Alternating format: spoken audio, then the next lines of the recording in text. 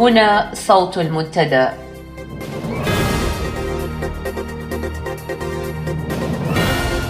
صوت المنتدى بث إذاعي يأتيكم يومي الأربعاء والسبت من كل أسبوع، ومن الساعة 8 إلى 9 مساء أيام الأربعاء، ومن 9 إلى 10 مساء أيام السبت بتوقيت إريتريا. صوت المنتدى على الموجة القصيرة 11720 كيلو هرتز أو 25 متر باند، وعلى مدى 24 ساعة على القمر الصناعي النايلسات ب8 درجات غربا، وعلى تردد 11678 بالاستقطاب الرأسي. صوت المنتدى من أجل إعلام مستقل وحوار وطني بناء. صوت المنتدى. المستمعون الأكارم، مساء الخير.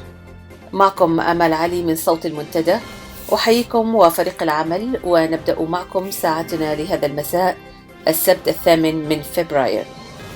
نتابع في هذا المساء نشرة للأخبار، تليها كلمة المنتدى لهذا اليوم بعنوان ماذا نعني بإعلام حر ومستقل. تتابعون بعد ذلك تقريرا أعده الزميل صلاح الزين يتابع فيه جلسات الاستعراض الدوري الشامل لمجلس حقوق الإنسان الذي انعقد مؤخرا في جنيف السويسرية. ثم هناك وقفة جديدة مع الشعر، وتتخلل فقرات برامجنا منوعات موسيقية. اخترنا اليوم أن تكون مع الأغنية العفرية بإيقاعها العذب والمتميز. أتمنى أن نحظى بمتابعتكم، وأهلا بكم.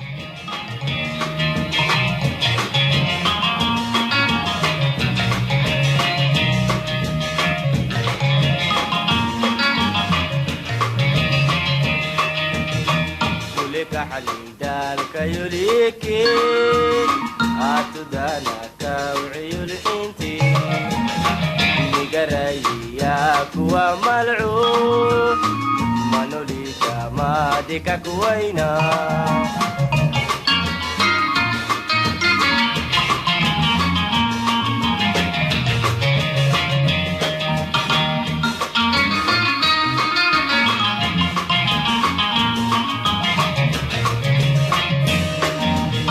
وزمانيكي الدنيا إن آخرة نقري وزمانيكي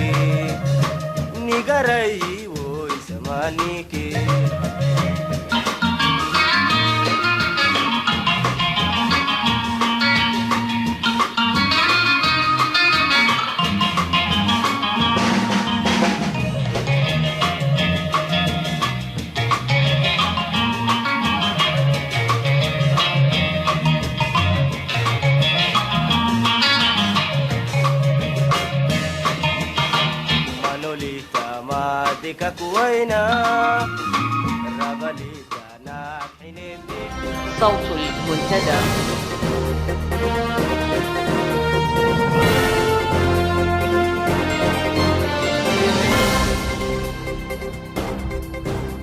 وفي عناوين النشرة: رئيس لجنة كتاب في السجون، على المجتمع الدولي اتخاذ خطوات ذات معنى لإظهار غضبه وعدم التسامح مع القمع الذي تمارسه الحكومة الإريترية. استبدال بطاقة الجنسية الإريترية. ومصادر سودانية تؤكد أن الرئيس أفورقي يسعى إلى تطبيع فوري للعلاقة مع إثيوبيا. تفاصيل النشرة: قال موقع أول أفريكا إن حقوق الإنسان سجلت انتهاكات كبيرة في دولة إريتريا خلال السنوات الماضية. جاء ذلك في استعراض قامت به للمرة الثانية آلية الاستعراض الدوري الشامل التابعة للأمم المتحدة في 3 فبراير الحالي. ودعا نادي القلم المختص بمتابعة الانتهاكات الخاصة بحرية التعبير والرأي، دعا الحكومة الإريترية لوضع حد لانتهاكات حرية التعبير والممارسة المستمرة لاحتجاز الكتاب والصحفيين وعزلهم عن العالم الخارجي. وتابع الموقع أنه منذ حملة الحكومة ضد المعارضة في سبتمبر عام 2001 لم يكن هناك حرية في التعبير أو الرأي، لا لوسائل الإعلام المستقلة ولا للأحزاب السياسية عدا الجبهة الشعبية للديمقراطية والعدالة الحزب الحاكم، كما أنه لا توجد انتخابات وطنية في البلاد. وقالت ماريان بوتسفورد فريزر رئيس لجنة كتاب في السجون إن إريتريا لديها إحدى أسوأ سجلات في حرية الصحافة على المستوى العالمي، فالدولة لا تتسامح مع أي انتقاد، والصحفيين يدفعون ثمنا غاليا في حال التعبير عن رأيهم. وذكرت أنه ومنذ عام 2001 قتل ما لا يقل عن 9 صحفيين في السجن بسبب التعذيب وسوء المعاملة، ويجب على المجتمع الدولي اتخاذ خطوات ذات معنى لإظهار الغضب وعدم التسامح مع هذا القمع الوحشي. ورغم قبول توصيات الاستعراض الدولي الشامل منذ عام 2009 مثل ضمان الحق في حرية التعبير من خلال إنهاء حبس الكتاب والصحفيين والسماح بإعادة إنشاء وسائل الإعلام المستقلة، والسلطات لم تفعل شيئا يذكر لحماية حرية التعبير في إريتريا.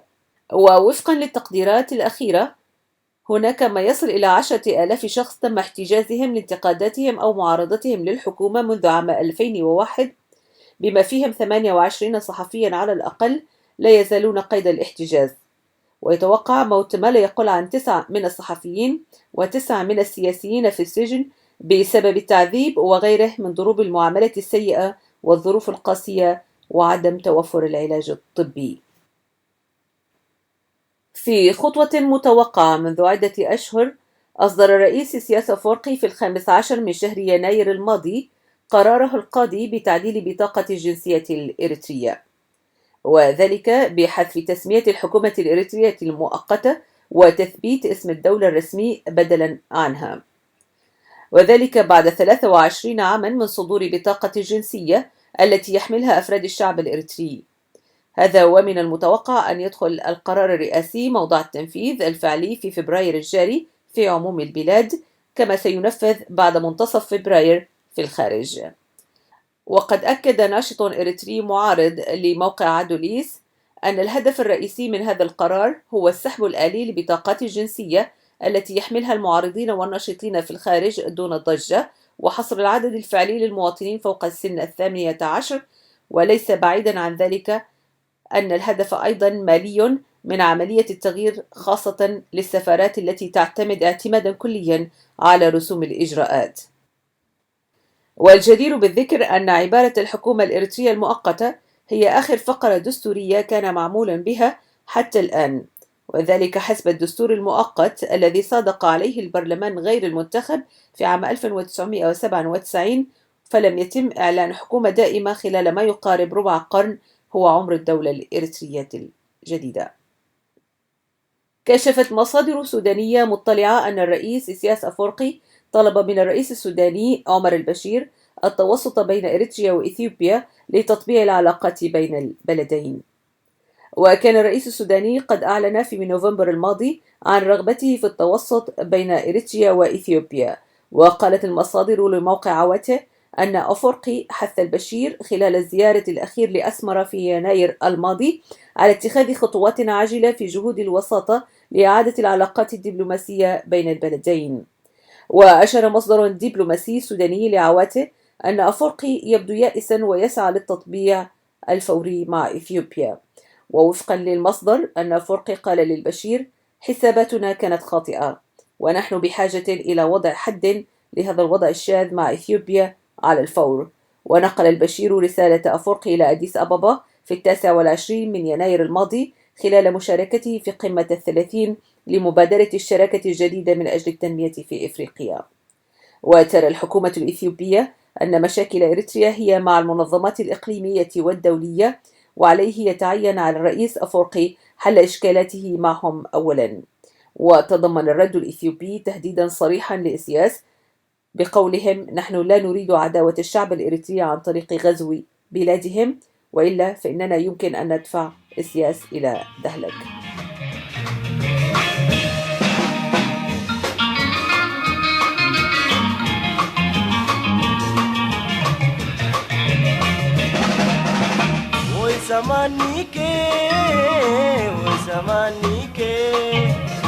يا دنيا إن آخرة نقرأي ويسمانيكي نقرأي ويسمانيكي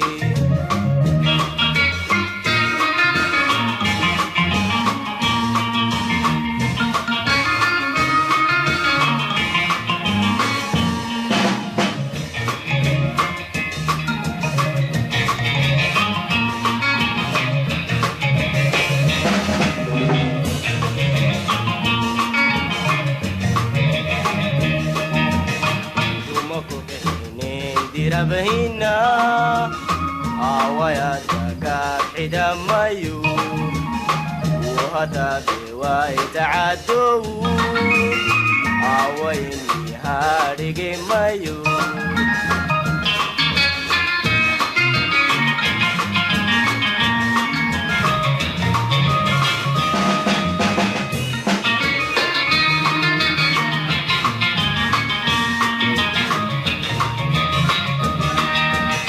ويسمانيكي يا الدنيا إن آخرة نقرأي ويسمانيكي نقرأي ويسمانيكي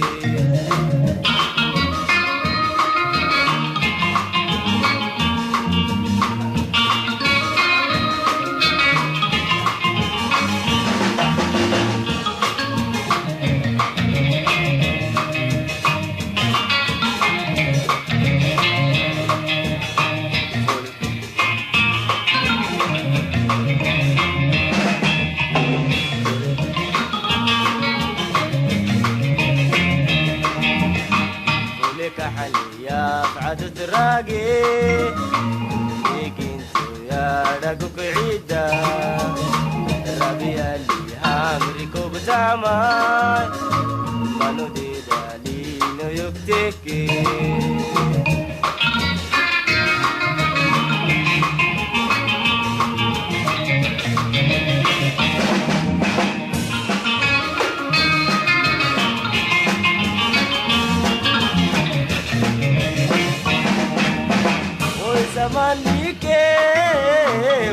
ويسمانيكي يا الدنيا إن آخرة نقرأي ويسمانيكي نقرأي ويسمانيكي صوت المنتدى.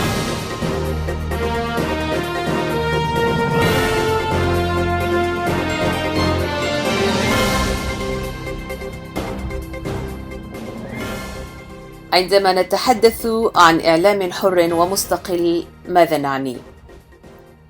من الصعب بمكان أن تحقق معادلة الحياد والاستقلالية في إعلام مرتبط مباشرة بقضايا سياسية اجتماعية وثقافية ذات موروث ثوروي، ذلك دون أن تتهم إما بالتحيز لتيار ضد تيار أو بدعم منظومة فكر بعينها لسبب أو آخر، أو حتى بالعمالة لجهة أجنبية، وهي أسهل التهم وأكثرها مناسبة للعقلية الانهزامية. ومن المفارقة أن الهدف المشترك الذي يشكل الإطار العام للتيار السياسي المعارض داخل وخارج إريتريا وفي سعيه للتخلص من نظام الحكم القائم لم يعد كافيا لتضييق الهوة في الخطاب الإعلامي المعارض بين تياراته أو حتى المقاربة فيما بينها أحيانا في أكثر القضايا مصيرية كمصير أو كقضية الاتفاق على آليات التغيير مثلا، أو تحديد الثوابت الوطنية في العمل العام، أو حتى تقبل الاختلاف والنقد. وفي ظل واقع سياسي مرتبك ومحكوم إلى حد كبير بعدد من اللوبيات المعلنة وغير المعلنة، والتي تلعب دورا كبيرا في صياغة شكل الخطاب الإعلامي الإريتري، يصبح هذا الخطاب إما مهادنا مع التيارات التي تتشابه معه وتتقارب بغض النظر عن أهليتها وصدقيتها، أو يتحول إلى ساحة لتفجير الصراعات والتحريض على رفض هذا وقبول ذاك دون تردد أو تحفظ، بما يمكن أن تؤول إليه الأمور نتيجة خطاب كهذا. فنرى أقلام تكتب بشراسة عن نشاط هنا وشخصيات هناك لا تلتقي معها أو ترفضها من منطلقات ذاتية بحتة أحيانا أو متحيزة لاتجاه بعينه أحيانا أخرى، لتصوغ خطابها الإعلامي بلغة تبتعد كثيرا عن الموضوعية والمنطق وبأحكام على الآخر لا تستند إلى أي حقائق أو أدلة تؤكد صحتها. وهذا بحد ذاته مؤشر واضح على ضعف هذه الأقلام والصفحات التي تتبناها عامة كانت أم خاصة، ومحدودية رؤيتها سياسية كانت أم اجتماعية. إن السعي إلى إيجاد إعلام حر ومستقل وموضوعي لا يتأتى إلا من خلال الانفتاح على الآخر والتحاور معه بشفافية وبطرق تتيح مساحة واسعة للنقد والنقد الذاتي. إن اللغة المحكومة بحدية غير عدائية وفي مراعاتها لقيم ومعايير العمل العام وأخلاقياته إنما تفتح المجال نحو تحريض الآخر على الإقبال والتفاعل بالرد الموضوعي وفي الإطار نفسه خارج الأطر والمفاهيم المسبقة والتي تتناقض مع روح العصر وأدواته. إعلام حر ومستقل هو أيضا إعلام متكامل ومكمل بعضه البعض، يصحح مسار القديم محتفيا بجيد منه ورافضا للركيك، ومفسحا المجال مرحبا بالجديد بما يمكن أن يضيفه ويدعم ويقوي مسار العمل العام وهدفه الأساسي في تحقيق التغيير وترسيخ مفاهيم الديمقراطية والعدالة الاجتماعية والمساواة.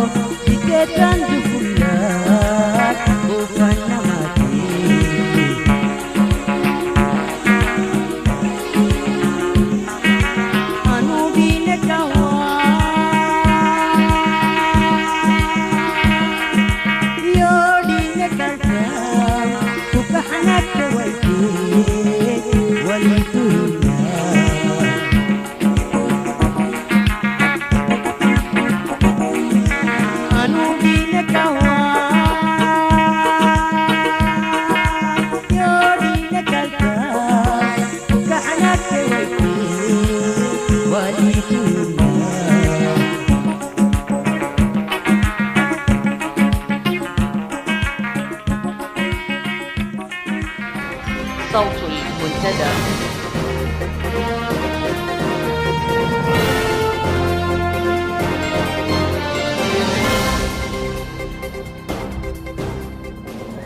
أهلا ومرحبا بكم مستمعي ومستمعات صوت المنتدى.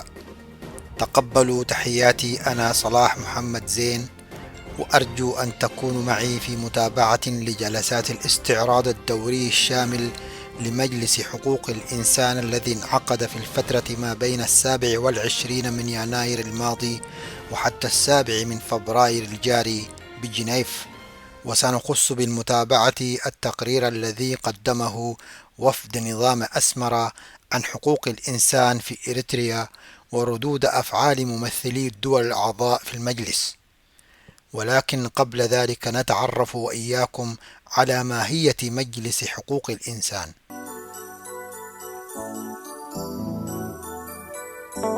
حلينا ينبرك أبينا قلنا نبرتو بلهبتنا وإيدينا قلتم شعبنا تتلولي أزيما أكو ينتم جنحونا. مجلس حقوق الإنسان هيئة دولية داخل منظومة الأمم المتحدة، أنشئت في عام 2006 ومسؤولة عن تدعيم وتعزيز حقوق الإنسان وحمايته في كل أنحاء العالم، وعن تناول حالات انتهاكات حقوق الإنسان وتقديم توصيات بشأنها. ويعقد المجلس اجتماعاته في مكتب الأمم المتحدة في جنيف، حيث يتألف المجلس من 47 دولة تنتخبها الجمعية العامة للأمم المتحدة.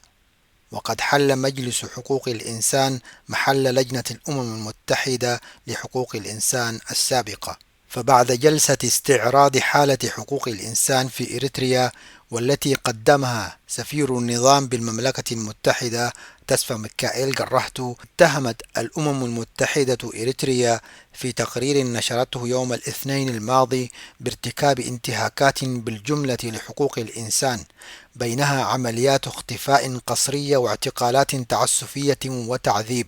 غير أن السفير الإريتري نفى كل التهم، واعتبر أن ما يهدد حقوق الإنسان في بلاده هو العقوبات غير المبررة حسب تعبيره، والتي فرضت عليها من جانب المجتمع الدولي. وقال إن بلاده ستجري انتخابات ديمقراطية عندما تزول التهديدات التي تطول أمنها القومي.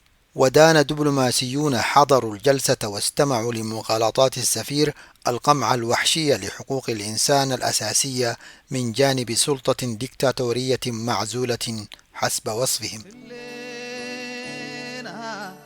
ينبرك أبينا قنم برتو بلهبتنا وإيدينا قلتم شعبنا.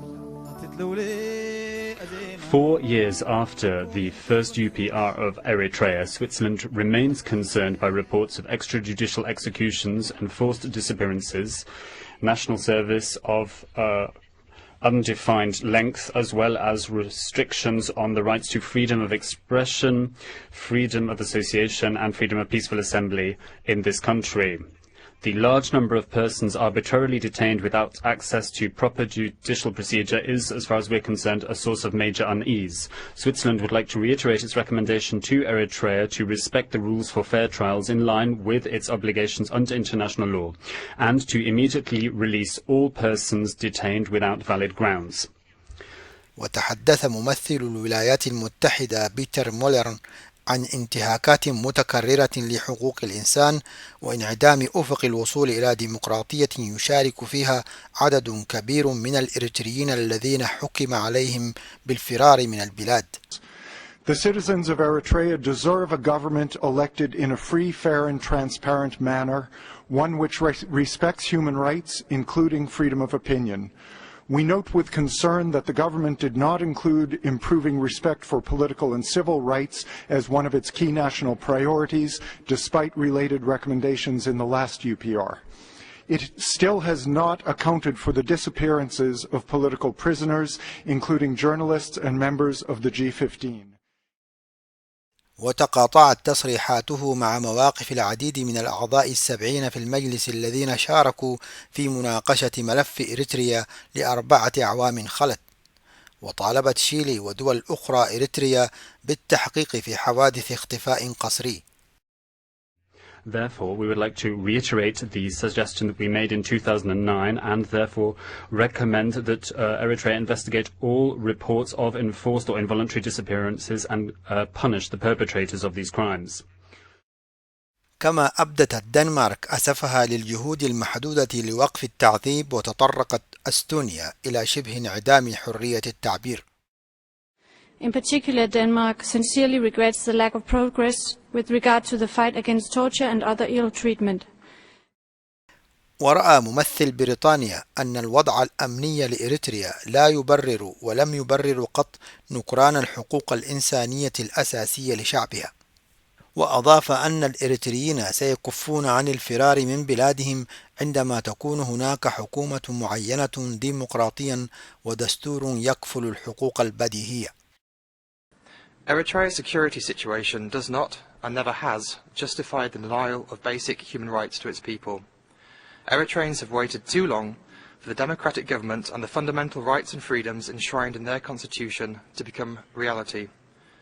Only when they do can Eritrea meet her development and prosperity goals.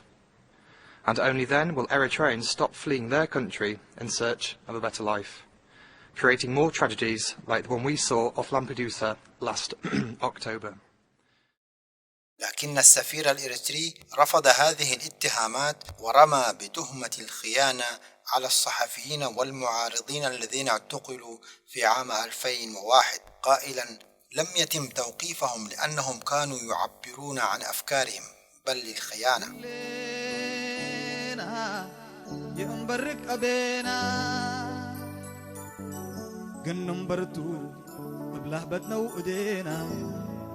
طلتم شعبنا تتلولي أزيما أكو ينتم قنحونا قل خضراه اللينا. ويذكر أن منظمة مراسلون بلا حدود كانت قد أدرجت إريتريا في المرتبة الأخيرة ضمن تصنيفها العالمي لحرية الصحافة، لكن السفير الإريتري ادعى أنه لا رقابة على وسائل الإعلام في إريتريا. Eritrean political landscape respects also fundamental freedoms, namely freedom of expression, association and religion. The human rights of the people in this respect have been respected. No one has been detained for expressing his, her views or ideas, including for criticizing the government policies and actions. The media in particular has extended and consolidated its programs where citizens share responsibility to express opinions on state affairs at various levels, and citizens have taken the opportunities in the radio, TV and print media to present their critical positions. Religious harmony, mutual respect, mutual understanding of the religions has continued to flourish. The right to religious belief is also respected. وعلق الصحفي والكاتب الإريتري المقيم بالنرويج دسالي أبراهام بعد حضوره جلسة المجلس قائلا: وددت لو كان هناك جهاز لكشف الكذب، إنها مهزلة. وأضاف دسالي: لا يستطيع جرهتو أن يقول شيئا آخر ما دام يريد العودة إلى إريتريا، مؤكدا أنه يعرف السفير عن قرب لكونه كان أحد مدرسيه في إريتريا. إلى ذلك اعتبرت منظمة هيومان رايتس ووتش في تقريرها السنوي الصادر في 24 من يناير الماضي إريتريا واحدة من بين الدول الأكثر انغلاقا في العالم والأكثر سوءا في أوضاع حقوق الإنسان، مما يضطر الآلاف من الإريتريين للفرار من بلادهم بسبب الخدمة العسكرية غير محدودة الزمن، كما يمارس فيها التعذيب والاعتقالات العشوائية على نطاق واسع، وتفرض القوانين المقيدة للحريات كحرية التعبير والتجمهر وممارسة الأنشطة الدينية في ظل عدم وجود دستور أو قضاء مستقل. وأشار التقرير إلى غرق أكثر من 300 لاجئ إريتري في المياه الإقليمية الإيطالية قبالة شواطئ لامبدوزا، وهم ينشدون الوصول إلى البر الأوروبي. وذكر بأن المفوضية السامية لشؤون اللاجئين سجلت أكثر من 305,000 إريتري فروا من بلادهم خلال العقد المنصرم.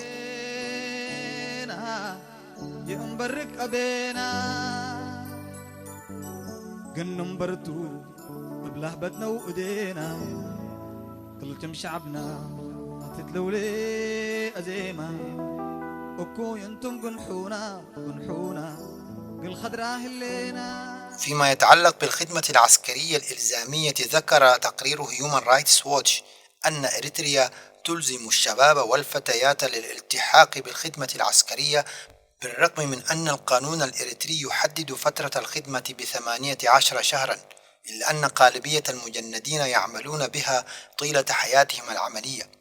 وعادة ما يتم استغلال المجندين في الخدمة الإجبارية في أعمال مدنية قصرا، مثل العمل لصالح شركة بناء مملوكة للدولة تسمى سجن للإنشاءات، وشركة كندية تعمل في مجال التعدين وفي أعمال البنية التحتية في منجم بيشا للذهب. ووصف مجندون سابقون كيف كان يتم إجبارهم على العمل لساعات طويلة مع قلة الغذاء والسكن غير الملائم وأجور غير كافية لإعالتهم وأسرهم. ووفقا لتقارير منظمات اللاجئين أن الأطفال في سن 15 يزج بهم في المؤسسة العسكرية ويتم إرسالهم لمعسكر التجنيد العسكري، وفي حالة تفكيرهم بالهروب يتعرضون للعنف وسوء المعاملة عند التحقيق معهم أو الاستجواب من أجل الإدلاء باعترافات، كما أن هناك سجون سرية بها سجناء حبسهم مؤبد ويمارس فيها الضرب والتعذيب، بما في ذلك اغتصاب النساء، وكثيرا ما يتعرضن أي المجندات للعنف الجنسي من ضباط الجيش، كما لا توجد آليات للتظلم.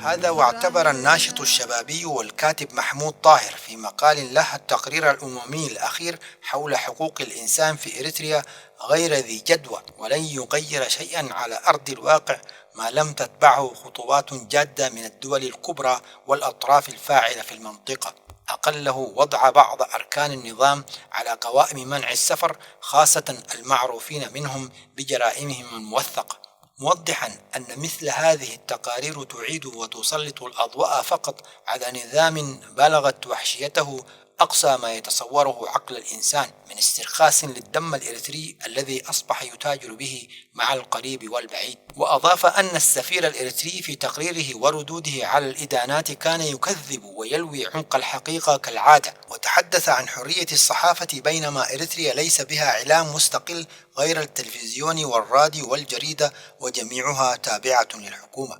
وختم الكاتب مقاله قائلا إن الأنظمة الاستبدادية من سذاجة تصرفاتها تجعل من وزرائها وسفرائها مهرجين سياسيين يفتقدون لأبسط قواعد الدبلوماسية، وهذا ما ينطبق على هذا السفير الذي يتحدث كما لو كان يخاطب أناسا من غير هذا الكوكب.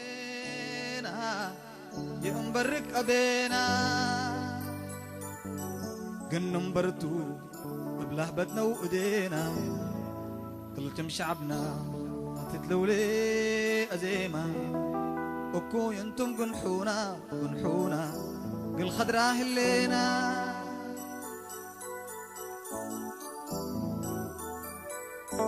حلينا مبرك أبينا قلنا مبرتو بلهبتنا وإيدينا قلتم شعبنا تتلولي أزيمة أبكو ينتم قنحونا قنحونا قلعدنا هلينا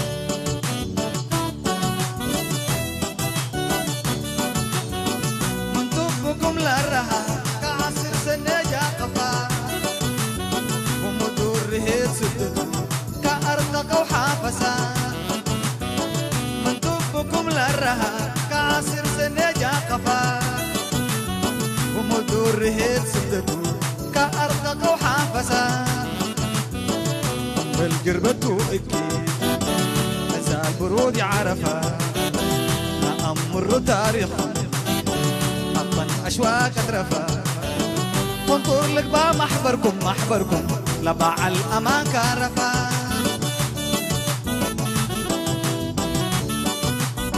اما من تتهاجنا تحازيكنا ابحازي شعبنا ينكم يهلا لحكمة قبو وقادي أمام من دي بلسنا تحازيكنا بحازي شعبنا ينكم يهلا لحكمة قبو وقادي حر رحمتكم ينقبي كل سرادي أقل أمانة دلنا قولنا ينبدل حنادي يلا بعدنا نبر خليت الناس رادي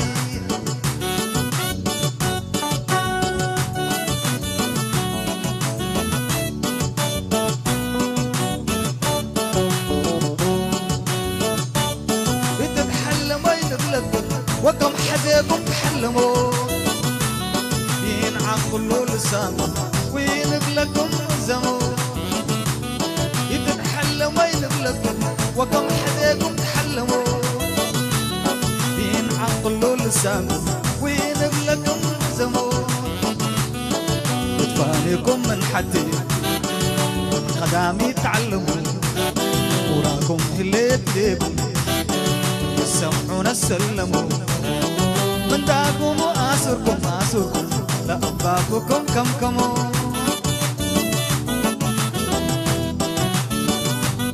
حواني يكون شعبنا وديك أوريل التنكار إريتريا ودنانا لكل نادي بان الأكار حواني يكون شعبنا وديك أوريل التنكار إريتريا ودنانا لكل نادي بان الأكار ساعات قروي نسمع بدنا نقبي ونحسن ما هرحبنا ولابا ما تدوى تسكر أستاذي بوم أشكر خير وفتلاق النركان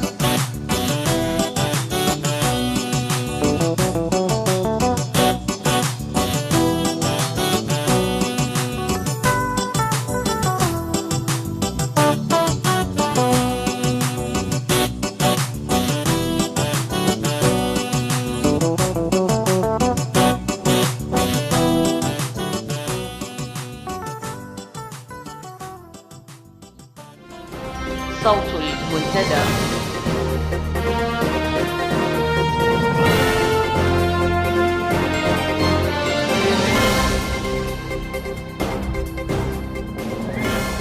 أعزائي، محمود درويش شاعر تجاوز بشعره لغة ومعنى حدود فلسطين والقضية ليصبح شاعر الإنسانية، حيث تنتمي إليه وإلى شعره شعوب وجماعات وأفراد تتطابق معاناتها ونضالاتها مع نص درويش الشعري وصوته العميق وإحساسه المتفرد. ودرويش شاعر لا يحصر في أسطر ولا في صفحات، إنما يحاصرنا دائما بقصيدة تحمل غضبنا وسخطنا ورفضنا ومعاناتنا نصا إثر نص. اليوم وقفة شعرية مع الشاعر الكبير الجميل محمود درويش وقصيدة خطاب الديكتاتور. مختارات من خطاب الديكتاتور العربي الذي كلفني بكتابتها نيابة عنه وباسمه. سأختار شعبي، سأختار أفراد شعبي، سأختاركم واحدا واحدا من سلالة أمي ومن مذهبي. سأختاركم كي تكونوا جديرين بي. إذن أوقفوا الآن تصفيقكم كي تكونوا جديرين بي وبحبي. سأختار شعبي سياجا لمملكتي ورصيفا لدربي. قفوا أيها الناس، أيها المنتقون، كما تنتقى اللؤلؤة. لكل فتى امرأة، وللزوج طفلان. في البدء يأتي الصبي وتأتي الصبية من بعد ولا ثالث. في البدء يأتي الصبي وتأتي الصبية من بعد لا ثالث. وليعم الغرام على سنتي، فأحبوا النساء ولا تضربوهن إن مسهن الحرام. سلام عليكم، سلام سلام. سأختار منكم، سأختار من يستحق المثول أمام مدائح فكري، ومن يستحق المرور أمام حدائق قصري. قفوا أيها الناس حولي خاتم، لنصلح سيرة حواء، نصلح أحفاد آدم. سأختار شعبا محبا وصلبا وعذبا. سأختار أصلحكم للبقاء وأنجحكم في الدعاء لطول جلوسي.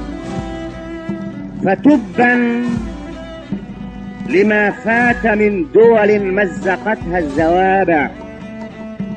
لقد ضقت ذرعا بأمية الناس. يا شعب، يا شعبي الحر، فاحرز هوائي من الفقراء وسر بالذباب وغيم الغبار، ونظف ضروب المدائن من كل حاف وعار وجائع. فتبا لهذا الفساد، وتبا لبؤس العباد الكسالى، وتبا لوحل الشوارع. سأختار شعبا من الأذكياء الودودين والناجحين. فمن كان منكم بلا علة، من كان منكم بلا علة فهو حارس كلبي. ومن كان منكم طبيبا أعينه سائسا لحصان الجديد. ومن كان منكم حكيما أعينه مستشارا لصك النقود، ومن كان منكم وسيما أعينه حاجبا للفضائح، ومن كان منكم قويا أعينه نائبا للمدائح، ومن كان منكم بلا ذهب ولا آلئ فلينصرف، ومن كان منكم بلا ضجر ومواهب فلينصرف. فلا وقت عندي للقمح والكدح، ولا أعترف أمامك يا أيها الشعب، يا شعبي المنتقى بيدي، بأني أنا الحاكم العادل، أنا الحاكم المتسامح والعادل. كرهت جميع الطغاة، لأن الطغاة يسوسون شعبا من الجهلة، ومن أجل أن ينهض العدل فوق الذكاء المعاصر لا بد من برلمان جديد ومن أسئلة، منها: من الشعب يا شعب؟ هل كل كائن يسمى مواطن؟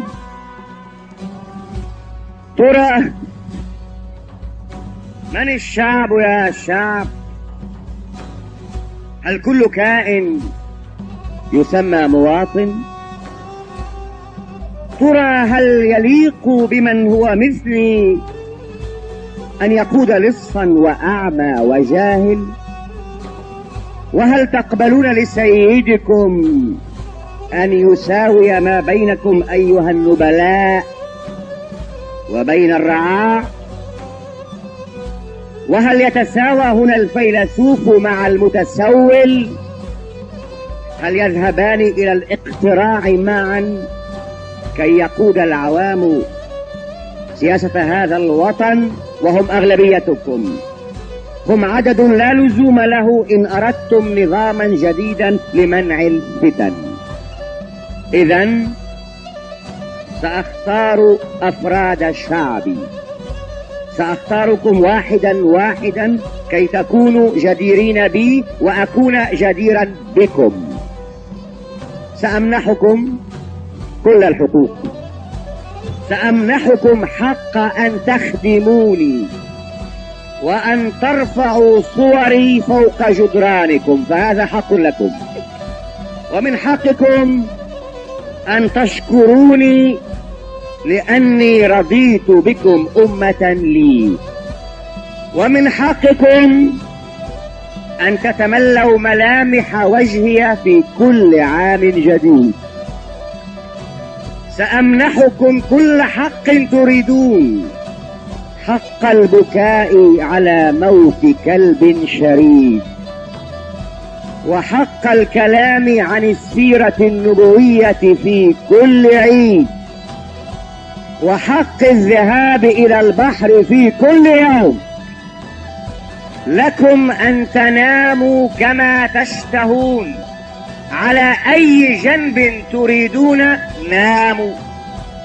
لكم حق أن تحلموا برضاي وعطفي، فلا تفزعوا من أحد. سأمنحكم حقكم في الهواء، وحقكم في الضياء، وحقكم في الغناء. سأبني لكم جنة فوق أرضي، كلوا ما تشاءون من طيباتي، ولا تسمعوا ما يقول ملوك الطوائف عني، وإني أحذركم من عذاب الحسد. ولا تدخلوا في السياسة إلا إذا صدر الأمر عني، فإن السياسة سجني. هنا الحكم شورى، هنا الحكم شورى.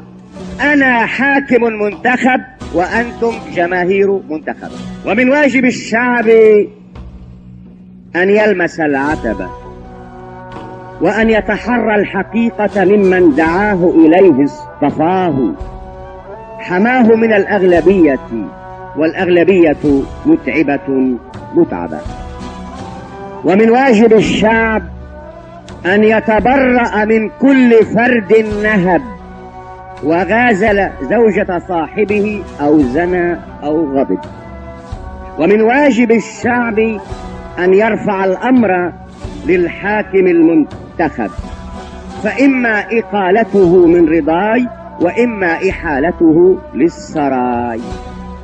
فحق الغضب وحق الرضا لي أنا الحاكم المنتخب، وحق الهوى والطرب لكم كلكم فأنتم جماهير منتخبة.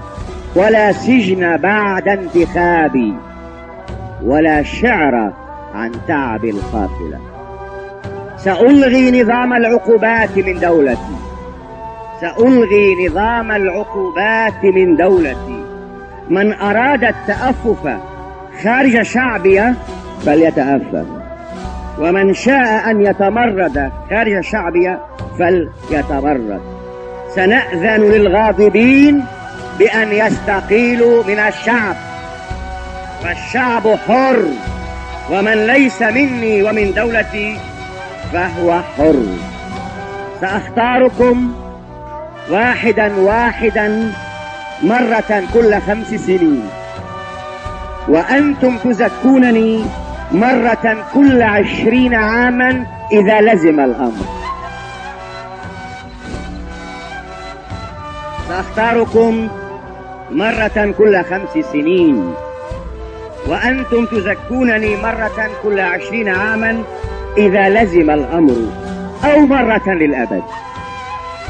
وإن لم تريدوا بقائي لا سمح الله، إن شئتم أن يزول البلد، أعدت إلى الشعب ما هب أو دب من سابق الشعب كي أملك الأكثرية، والأكثرية فوضى. أترضى أخي الشعب؟ ترضى بهذا المصير؟ معاذك معاذ. قد اخترت شعبي واختارني الآن الشعب، فسيروا إلى خدمتي آمنين. أذنت لكم أن تخروا على قدمي ساجدين، فطوبى لكم ثم طوبى لنا أجمعين. صوت المنتدى. وفي ختام برامجنا هذه إعادة لنشرة الأخبار. وفي عناوين النشرة: رئيس لجنة كتاب في السجون، على المجتمع الدولي اتخاذ خطوات ذات معنى لإظهار غضبه وعدم التسامح مع القمع الذي تمارسه الحكومة الإريترية. استبدال بطاقة الجنسية الإريترية. ومصادر سودانية تؤكد أن الرئيس أفورقي يسعى إلى تطبيع فوري للعلاقة مع إثيوبيا. تفاصيل النشرة: قال موقع أول أفريكا إن حقوق الإنسان سجلت انتهاكات كبيرة في دولة إريتريا خلال السنوات الماضية. جاء ذلك في استعراض قامت به للمرة الثانية آلية الاستعراض الدوري الشامل التابعة للأمم المتحدة في 3 فبراير الحالي. ودعا نادي القلم المختص بمتابعة الانتهاكات الخاصة بحرية التعبير والرأي، دعا الحكومة الإريترية لوضع حد لانتهاكات حرية التعبير والممارسة المستمرة لاحتجاز الكتاب والصحفيين وعزلهم عن العالم الخارجي. وتابع الموقع أنه منذ حملة الحكومة ضد المعارضة في سبتمبر عام 2001 لم يكن هناك حرية في التعبير أو الرأي، لا لوسائل الإعلام المستقلة ولا للأحزاب السياسية عدا الجبهة الشعبية للديمقراطية والعدالة الحزب الحاكم، كما أنه لا توجد انتخابات وطنية في البلاد. وقالت ماريان بوتسفورد فريزر رئيس لجنة كتاب في السجون إن إريتريا لديها إحدى أسوأ سجلات في حرية الصحافة على المستوى العالمي، فالدولة لا تتسامح مع أي انتقاد، والصحفيين يدفعون ثمنا غاليا في حال التعبير عن رأيهم. وذكرت أنه ومنذ عام 2001 قتل ما لا يقل عن 9 صحفيين في السجن بسبب التعذيب وسوء المعاملة، ويجب على المجتمع الدولي اتخاذ خطوات ذات معنى لإظهار الغضب وعدم التسامح مع هذا القمع الوحشي. ورغم قبول توصيات الاستعراض الدولي الشامل منذ عام 2009 مثل ضمان الحق في حرية التعبير من خلال إنهاء حبس الكتاب والصحفيين والسماح بإعادة إنشاء وسائل الإعلام المستقلة، والسلطات لم تفعل شيئا يذكر لحماية حرية التعبير في إريتريا. ووفقا للتقديرات الأخيرة هناك ما يصل إلى 10,000 شخص تم احتجازهم لانتقاداتهم أو معارضتهم للحكومة منذ عام 2001، بما فيهم 28 صحفيا على الأقل لا يزالون قيد الاحتجاز. ويتوقع موت ما لا يقل عن 9 من الصحفيين و9 من السياسيين في السجن بسبب التعذيب وغيره من ضروب المعاملة السيئة والظروف القاسية وعدم توفر العلاج الطبي. في خطوة متوقعة منذ عدة أشهر، أصدر الرئيس إسياس أفورقي في 15 من شهر يناير الماضي قراره القاضي بتعديل بطاقة الجنسية الإريترية، وذلك بحذف تسمية الحكومة الإريترية المؤقتة وتثبيت اسم الدولة الرسمي بدلا عنها، وذلك بعد 23 عاما من صدور بطاقة الجنسية التي يحملها أفراد الشعب الإريتري. هذا ومن المتوقع أن يدخل القرار الرئاسي موضع التنفيذ الفعلي في فبراير الجاري في عموم البلاد، كما سينفذ بعد منتصف فبراير في الخارج. وقد أكد ناشط إريتري معارض لموقع عدوليس أن الهدف الرئيسي من هذا القرار هو السحب الآلي لبطاقات الجنسية التي يحملها المعارضين والناشطين في الخارج دون ضجة، وحصر العدد الفعلي للمواطنين فوق السن 18، وليس بعيدا عن ذلك أن الهدف أيضا مالي من عملية التغيير، خاصة للسفارات التي تعتمد اعتمادا كليا على رسوم الإجراءات. والجدير بالذكر أن عبارة الحكومة الإريترية المؤقتة هي آخر فقرة دستورية كان معمولا بها حتى الآن، وذلك حسب الدستور المؤقت الذي صادق عليه البرلمان غير المنتخب في عام 1997، فلم يتم إعلان حكومة دائمة خلال ما يقارب ربع قرن هو عمر الدولة الإريترية الجديدة. كشفت مصادر سودانية مطلعة أن الرئيس إسياس أفورقي طلب من الرئيس السوداني عمر البشير التوسط بين إريتريا وإثيوبيا لتطبيع العلاقات بين البلدين. وكان الرئيس السوداني قد أعلن في نوفمبر الماضي عن رغبته في التوسط بين إريتريا وإثيوبيا. وقالت المصادر لموقع عواته أن أفورقي حث البشير خلال الزيارة الأخير لأسمرة في يناير الماضي على اتخاذ خطوات عاجلة في جهود الوساطة لإعادة العلاقات الدبلوماسية بين البلدين. وأشار مصدر دبلوماسي سوداني لعواته أن أفورقي يبدو يائسا ويسعى للتطبيع الفوري مع إثيوبيا. ووفقا للمصدر أن أفورقي قال للبشير: حساباتنا كانت خاطئة، ونحن بحاجة إلى وضع حد لهذا الوضع الشاذ مع إثيوبيا على الفور. ونقل البشير رسالة أفورقي إلى أديس أبابا في 29 من يناير الماضي خلال مشاركته في قمة 30 لمبادرة الشراكة الجديدة من أجل التنمية في إفريقيا. وترى الحكومة الإثيوبية أن مشاكل إريتريا هي مع المنظمات الإقليمية والدولية، وعليه يتعين على الرئيس أفورقي حل إشكالاته معهم أولا. وتضمن الرد الإثيوبي تهديدا صريحا لإسياس بقولهم: نحن لا نريد عداوة الشعب الإريتري عن طريق غزو بلادهم، وإلا فإننا يمكن أن ندفع إسياس إلى دهلك. صوت المنتدى.